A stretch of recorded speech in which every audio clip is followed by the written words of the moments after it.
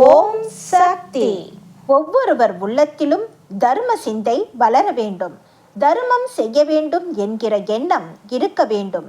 இந்த இடத்தை மேல்மருவத்தூர் அறக்கூடமாக அறச்சாலையாக மாற்ற வேண்டும். கடன் வாங்கியாவது தர்மம் செய்.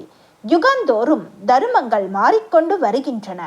கலியுகத்திற்கு தக்கபடி உங்களை ஆன்மீகத்திற்கு மாற்றி வருகிறேன். இந்த யுகத்திற்கு தக்கபடி உங்களுக்கு அருள்வாக்கு அளித்து வருகிறேன்.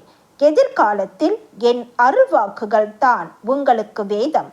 அடுத்த வேளை சோற்றுக்கே அரிசி இல்லை, தர்மம் செய்ய சொல்கிறாயே தாயே என்று நினைக்காதே. நீ 10 ரூபாய்க்காவது தர்மம் செய்தால்தான் அருள் பெற முடியும். தர்மங்கள் செய்வதால் தான் மழை உண்டு, நாட்டிற்கு சுபிட்சம் உண்டு. அன்னையின் அருள்வாக்கு. என்னுடைய அருள்வாக்கு என்ற பாத்திரத்தை பயன்படுத்தி எதிர்கால வாழ்வினை அமைத்து கொள்ள வேண்டும். எல்லோருக்கும் பகிர்ந்தளிக்க வேண்டும். அன்னையின் அருள்வாக்கு. Please share and subscribe. Om Sakthi.